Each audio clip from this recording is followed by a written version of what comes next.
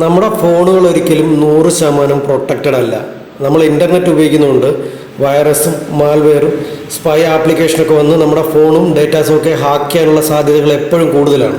നമ്മുടെ ഫോണിൽ നമ്മൾ കുറേ കാര്യങ്ങൾ ശ്രദ്ധിച്ചു കഴിഞ്ഞാൽ അല്ലെങ്കിൽ കുറേ സെറ്റിങ്സുകൾ ഓഫ് ചെയ്ത് വെച്ച് കഴിഞ്ഞാൽ ഒരു പരിധി വരെ നമ്മുടെ ഫോൺ പ്രൊട്ടക്റ്റ് ചെയ്യാൻ പറ്റും. അപ്പോൾ അതൊക്കെ എന്താണെന്നാണ് നമ്മൾ നോക്കുന്നത്. വീഡിയോ മുഴുവനായിട്ട് കാണുക. വളരെ പ്രധാനപ്പെട്ട കുറച്ച് സെറ്റിങ്സുകളാണ്. സ്കിപ്പ് ചെയ്യാതെ മുഴുവൻ കാണുക. ആദ്യമായിട്ട് ഫോണിൻ്റെ സെറ്റിങ്സ് ഓപ്പൺ ചെയ്യുക. ഓപ്പൺ ചെയ്തിട്ട് താഴേക്കൊന്ന് സ്ക്രോൾ ചെയ്യുക. താഴേക്കൊന്ന് സ്ക്രോൾ ചെയ്യുന്ന സമയത്ത് ഇവിടെ ഗൂഗിൾ എന്ന് കാണാൻ പറ്റും. പഴയ ഫോണുകളിലൊക്കെ അക്കൗണ്ട്സ് എന്നായിരിക്കും കാണുന്നത്. അത് ഓപ്പൺ ചെയ്താൽ ഈ ഗൂഗിൾ കാണാൻ പറ്റും. നമ്മൾ ഈ ഗൂഗിൾ ജസ്റ്റ് ഒന്ന് ഓപ്പൺ ചെയ്യുക. ഓപ്പൺ ചെയ്ത് കഴിഞ്ഞാൽ ഇങ്ങനെ കുറേ ഓപ്ഷൻസ് ആയിരിക്കും വരുന്നത്. അവിടെ നമ്മൾ താഴേക്കൊന്ന് മൂവ് ചെയ്ത് കഴിഞ്ഞാൽ ഡിവൈസ് ഷെയറിംഗ് എന്ന് പറഞ്ഞൊരു ഓപ്ഷൻ നിങ്ങൾക്ക് കാണാൻ കഴിയും. ശ്രദ്ധിക്കുക, ഡിവൈസ് ഷെയറിംഗ് എന്ന് പറയുന്നത് ഇതാണ് ആ സെറ്റിങ്സ്. ജസ്റ്റ് അതൊന്ന് ഓപ്പൺ ചെയ്യുക. ഓപ്പൺ ചെയ്യുമ്പോൾ ഇവിടെ ഏറ്റവും താഴെയായിട്ട് പാസ്കി ലിങ്ക്ഡ് ഡിവൈസ് എന്ന് പറഞ്ഞൊരു ഓപ്ഷൻ കാണാൻ കഴിയും. അതൊന്ന് ഓപ്പൺ ചെയ്യുക. നമ്മുടെ ഡിവൈസ് ഏതെങ്കിലും സൈറ്റുമായിട്ടോ മറ്റ് ഫോണുകളായിട്ടോ ലിങ്ക് ചെയ്തിട്ടുണ്ടെങ്കിൽ ഇവിടെ കാണാൻ കഴിയും. അതപ്പം തന്നെ ക്ലിയർ ചെയ്ത് കൊടുക്കുക. ഇവിടെ ഇപ്പോൾ ഒന്നും കാണുന്നില്ല. ഇനി നിങ്ങളുടെ ഫോണിൽ ഇങ്ങനെ ഒന്നും കണ്ടില്ലെങ്കിൽ കൂടി താഴെ കാണുന്ന ക്ലിയർ എന്ന് പറഞ്ഞ ഓപ്ഷൻ ഒന്ന് ടച്ച് ചെയ്യുക. താഴെ കാണുന്ന ഈ ക്ലിയർ എന്ന് പറഞ്ഞ ഓപ്ഷൻ ഒന്ന് ടച്ച് ചെയ്തിട്ട് ഓക്കെ കൊടുക്കുക. അത് എപ്പോഴും സേഫാണ്. ഒന്ന് ക്ലിയർ ചെയ്ത് കളയുക. അതിനുശേഷം ജസ്റ്റ് ഒന്ന് ബാക്ക് സ്പേസ് അടിക്കുക.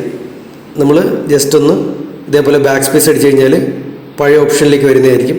എൻ്റെ ഏറ്റവും മേലായിട്ട് കാസ്റ്റ് എന്ന് പറഞ്ഞൊരു ഓപ്ഷൻ കാണാൻ കഴിയും. കാസ്റ്റ് ഓപ്ഷൻ അതൊന്ന് ഓപ്പൺ ചെയ്ത് കഴിഞ്ഞാൽ media control for cast device എന്ന് പറഞ്ഞൊരു ഓപ്ഷൻ എനേബിൾ ആണെങ്കിൽ അതൊന്ന് ഡിസേബിൾ ചെയ്ത് കൊടുക്കുക. അത് എനേബിൾ ആണെങ്കിൽ നമ്മുടെ ഫോണ് കാസ്റ്റ് ഓപ്ഷൻ വെച്ചാൽ നമ്മുടെ സ്ക്രീൻ മിററിംഗ് ഓപ്ഷൻ ഉപയോഗിച്ച് കൺട്രോൾ ചെയ്ത് നമ്മൾ ഡേറ്റാസൊക്കെ മിസ്യൂസ് ചെയ്യാൻ പറ്റും. ഇപ്പോൾ ഈ ഒരു ഓപ്ഷൻ ഓഫാക്കി വയ്ക്കുക. അതിനുശേഷം ജസ്റ്റ് ഫോൺ സെറ്റിങ്സ് ഓപ്പൺ ചെയ്തിട്ട് അതിൽ പ്ലേ സ്റ്റോർ ആപ്ലിക്കേഷൻ ഓപ്പൺ ചെയ്യുക. ഇതേപോലെ പ്ലേ സ്റ്റോർ ആപ്ലിക്കേഷൻ ഓപ്പൺ ചെയ്തിട്ട് അതിൻ്റെ ഏറ്റവും മേലിലായിട്ട് നമ്മുടെ അക്കൗണ്ട് ഡീറ്റെയിൽസ് കാണാൻ കഴിയും. അതൊന്ന് ടച്ച് ചെയ്ത് കഴിഞ്ഞാൽ താഴേക്ക് വന്നു കഴിഞ്ഞാൽ ഇവിടെ പ്ലേ പ്രൊട്ടക്റ്റ് എന്ന് പറഞ്ഞൊരു ഓപ്ഷൻ ഇവിടെ കാണാൻ കഴിയും. ഇത് ഗൂഗിളിൻ്റെ ഒരു സെക്യൂരിറ്റി സ്കാനറാണ്. നമ്മളിത് ഓപ്പൺ ചെയ്ത് കഴിഞ്ഞാൽ ഇവിടെ സ്കാൻ എന്ന് പറഞ്ഞൊരു ഓപ്ഷൻ ഉണ്ട്. സ്കാൻ ചെയ്ത് കഴിഞ്ഞാൽ നമ്മുടെ ഫോണിലെ എല്ലാ ആപ്ലിക്കേഷനും ഇത് കറക്റ്റായിട്ട് സ്കാൻ ചെയ്തിട്ട് ഏതെങ്കിലും സ്പൈ ആപ്ലിക്കേഷനോ അൺനോൺ ആപ്ലിക്കേഷനോ ഉണ്ടെങ്കിൽ ഇവിടുന്ന് ഇത് കാണിച്ചു തരും.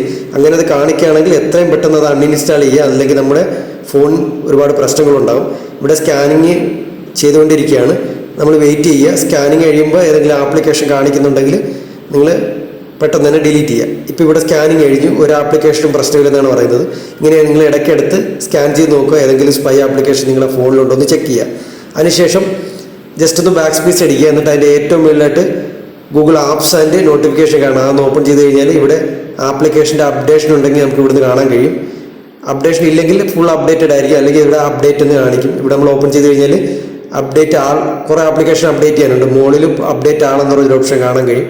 അവിടെ നിന്ന് ക്ലിക്ക് ചെയ്ത് നിങ്ങളുടെ പ്ലേ സ്റ്റോറിലെ ആപ്ലിക്കേഷൻ എപ്പോഴും അപ്ഡേറ്റ് ആക്കി വയ്ക്കുക.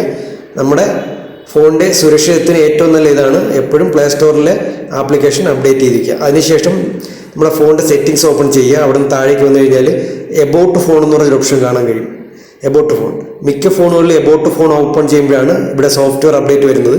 ചില ഫോണുകളിൽ സോഫ്റ്റ്വെയർ അപ്ഡേറ്റ് എന്ന് ഡയറക്റ്റ് കാണും. നമ്മളിത് ഓപ്പൺ ചെയ്തിട്ട് ഏറ്റവും മുകളിലായിട്ടൊരു ഓപ്ഷൻ ഉണ്ട്. അവിടെ നിന്ന് ക്ലിക്ക് ചെയ്ത് കഴിഞ്ഞാൽ ഇവിടെ ഉണ്ട് സോഫ്റ്റ്വെയർ അപ്ഡേറ്റഡ് ആണ്. അങ്ങനെ നമ്മുടെ ഫോണിൻ്റെ സോഫ്റ്റ്വെയർ കൂടെ കറക്റ്റായിട്ട് എപ്പോഴും അപ്ഡേറ്റ് ഇത് വയ്ക്കുക. ചില ഫോണിൻ്റെ അകത്ത് സോഫ്റ്റ്വെയർ അപ്ഡേറ്റ് എന്ന് കാണും, ചിലതിൻ്റെ അകത്ത് എബൌട്ട് ഫോണിലായിരിക്കും. ഇനി അങ്ങനെ നിങ്ങൾക്ക് സോഫ്റ്റ്വെയർ അപ്ഡേറ്റ് കിട്ടിയില്ലെങ്കിൽ ഫോൺ സെറ്റിങ്സിൻ്റെ ഏറ്റവും മുകളിലായിട്ട് ഇവിടെ ഒരു സെർച്ച് കാണാം. ഇതാണ് ആ സെർച്ച്. അവിടെ സോഫ്റ്റ്വെയർ അപ്ഡേറ്റ് എന്ന് കൊടുത്താൽ മതി, അല്ലെങ്കിൽ അപ്ഡേറ്റ് എന്ന് കൊടുത്താൽ മതി.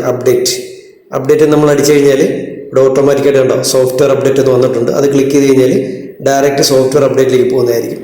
അവിടെ ഏതെങ്കിലും സോഫ്റ്റ്വെയർ അപ്ഡേറ്റ് ഉണ്ടെങ്കിൽ എത്രയും പെട്ടെന്ന് അപ്ഡേറ്റ് ചെയ്യുക. ഈ സോഫ്റ്റ്വെയർ അപ്ഡേറ്റ് എന്ന് വെച്ചാൽ നമ്മുടെ ഫോണിൻ്റെ സോഫ്റ്റ്വെയറിലേക്ക് ഏതെങ്കിലും പുതിയ ഫീച്ചേഴ്സ് ആഡ് ചെയ്യണമെങ്കിലോ അല്ലെങ്കിൽ ഫോണിൻ്റെ സോഫ്റ്റ്വെയറിന് എന്തെങ്കിലും കംപ്ലൈൻറ്റ് ഉണ്ടെങ്കിൽ അത് പരിഹരിക്കാനാണ് കമ്പനി സോഫ്റ്റ്വെയർ അപ്ഡേറ്റ് വിടുന്നത്. അത് നിങ്ങൾ എത്രയും പെട്ടെന്ന് കറക്റ്റായിട്ട് ചെയ്യുക. വീഡിയോ ഇഷ്ടമായിട്ടുണ്ടെങ്കിൽ ലൈക്ക് ചെയ്യുക, ഷെയർ ചെയ്യുക, സപ്പോർട്ട് ചെയ്യുക. ചാനൽ ആദ്യമേ കാണുകയാണെങ്കിൽ സബ്സ്ക്രൈബ് ചെയ്യുക.